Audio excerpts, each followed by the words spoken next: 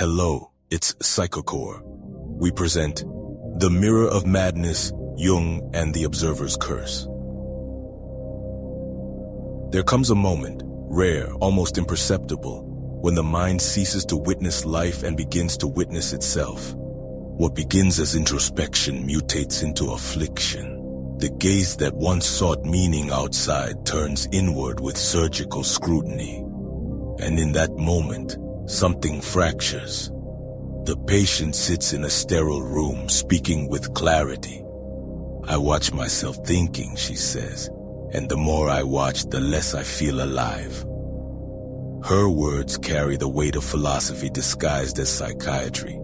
These are not delusions, but a cognitive abyss where self-awareness bleeds into self-estrangement.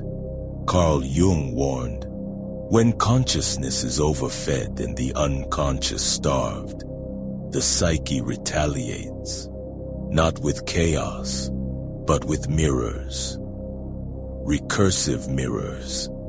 The mind caught in loops of observation, not to discover truth, but to confirm it. Am I here?" Becomes less a question and more a ritual of survival. This isn't mindfulness, it's surveillance, a pathology of the mind that mistrusts its own thoughts. What emerges isn't psychosis in its loudest form, but a sterile surgical quiet, the silence of slow erasure. These patients are not irrational, their logic is precise. Their pain is described with academic elegance, yet hollowed of emotion. Not due to numbness, but uncertainty. They no longer trust which feelings are truly theirs. A therapist notes, subject exhibits dissociative detachment, presence as rational but internally fractured. But what diagnostic manuals miss is this. They are not broken by trauma, but by reflection itself. They are too awake, too conscious, aware of the machinery behind the curtain. And in that exposure, they lose the ability to simply be. Jung feared not darkness, but disintegration. The most terrifying thing, he wrote, is to accept oneself completely. But what if that acceptance becomes autopsy? These patients don't integrate the shadow. They dissect it. They don't feel pain, they monitor it. Every thought interrogated, every gesture second-guessed. Was that smile mine, or just a performance? We call it derealization, depersonalization, but those are sterile terms for a deeper wound, the collapse of ontological grounding. These individuals don't look in mirrors to admire, but to verify. "If I see myself, I exist," one wrote, but what if the mirror lies? And the mirror does lie. It shows only surface. It cannot reflect the void behind the eyes. The body becomes stage, the mind both audience and critic. The soul absent. This is no longer the ego meeting the self. This is the ego cannibalizing itself in recursive autopsy. Meaning unravels, time softens, relationships become theater, even suffering feels scripted. One clinician wrote, "They describe their condition like philosophers, but grieve like ghosts." Their awareness is not insight, it's overexposure. They aren't deluded. They are scorched by lucidity. There is no pill for metaphysical disintegration. This isn't a psychiatric collapse, it's existential implosion. And at the core lies a paradox. The better they describe their fracture, the less they feel entitled to inhabit it. Language becomes exile. "If I can name this detachment," one patient said, "maybe it means I'm not suffering, just performing despair." Such recursive doubt dissolves empathy, not from others, but from within. They no longer trust their own pain. Feelings, the moment, They arise, are dissected, and thus destroyed. Freud warned the ego, caught between ID and superego, becomes a battlefield. But this is no war. This is tyranny, a psychic totalitarianism where no thought escapes surveillance. To cope, they become experts. They memorize symptom lists, diagnose themselves, and the more they understand, the less they are. Jung might call this failed individuation, not from lack of introspection, but from drowning in it. Individuation is descent and return, but these patients never return. They remain submerged. One analyst wrote, he didn't seek healing, he wanted proof that his emptiness was real. This isn't neurosis, it's ontological erosion. The slow death of the self beneath unrelenting introspection. The mirror doesn't crack, it deletes, and yet something sacred flickers. The awareness of unwellness is itself a sign of sanity. The truly lost do not search, but these patients do endlessly. Time warps. They are detached not just from self but from chronology. The past becomes theory, the future, abstraction. They live in suspended present, hyper-aware but disconnected. They speak the language of clinics, affective flattening, derealization episodes. But behind it lies desperation, a yearning to step outside the glass box of observation and into the immediacy of life. But how does one re-enter a world they've only watched? Therapists speak of reconnection, grounding. But what if they were never grounded to begin with? For some, detachment isn't a symptom, it's origin. A wound so early it predates memory. Jung might say, the shadow was never rejected. It was never seen. These aren't people fleeing darkness. They are trapped in a blinding hall of mirrors. And still, they function. They smile, speak, work. But inside, no protagonists, only observers. One woman described it as living life with subtitles.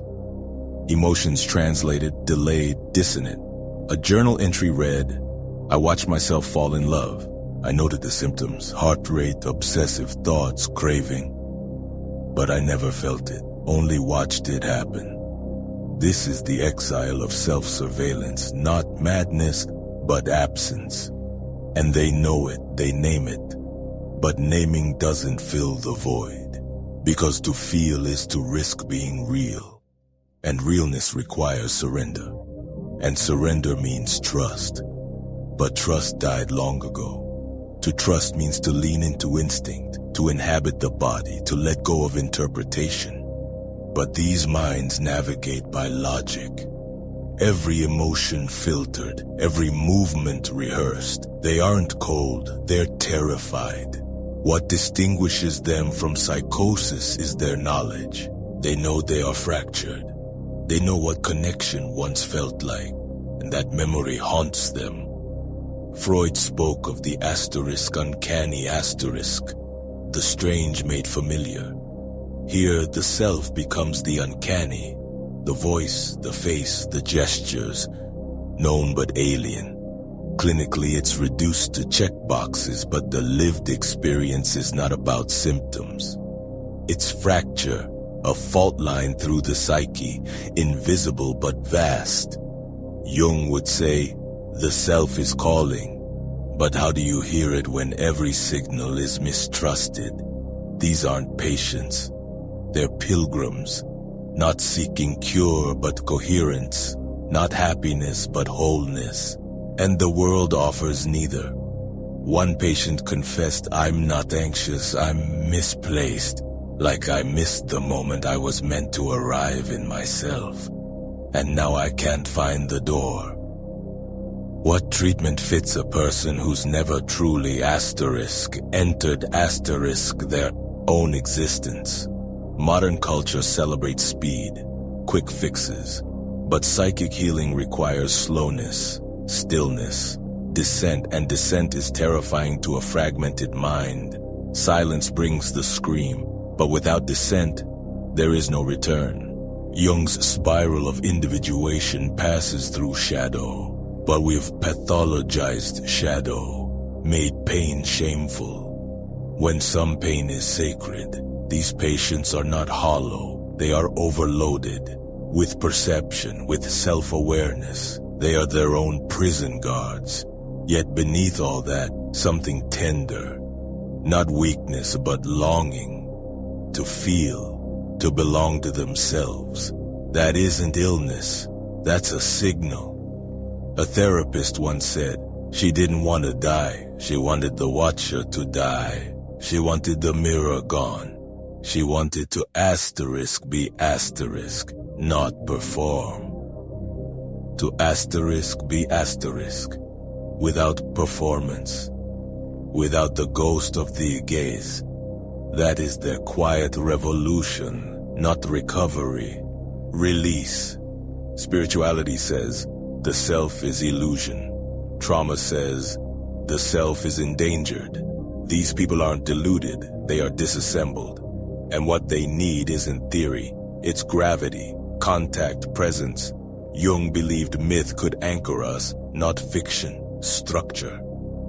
But psychiatry chases symptoms, not meaning, and meaning isn't luxury, it's survival. Presence heals where logic fails, because sometimes what saves isn't knowledge, it's being seen. Freud said, make the unconscious conscious, but he didn't warn how violent that can be. Awareness isn't freedom, it's responsibility. These souls don't seek answers, they seek witness, not diagnosis, but a mirror that doesn't lie, a silence that accepts, a right to feel, without justification. And maybe we need to stop fixing them and start honoring the depth of their descent. Not all collapse is failure. Some is metamorphosis, some is shedding. Jung spoke of the night sea journey, descent before rebirth. But in our culture, descent looks like defeat. We forget. Roots grow downward before they bloom upward. To suffer asterisk consciously, asterisk is the first act of integration.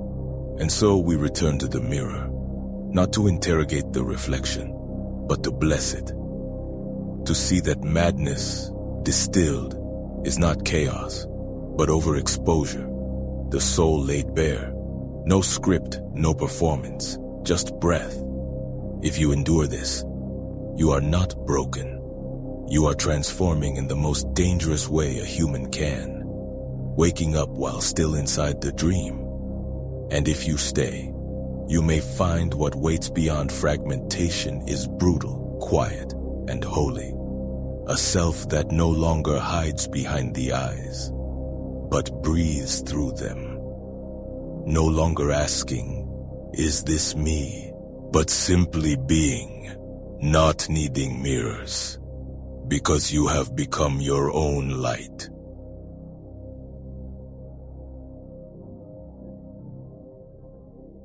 If you enjoyed this story, please subscribe our channel, like and share the video.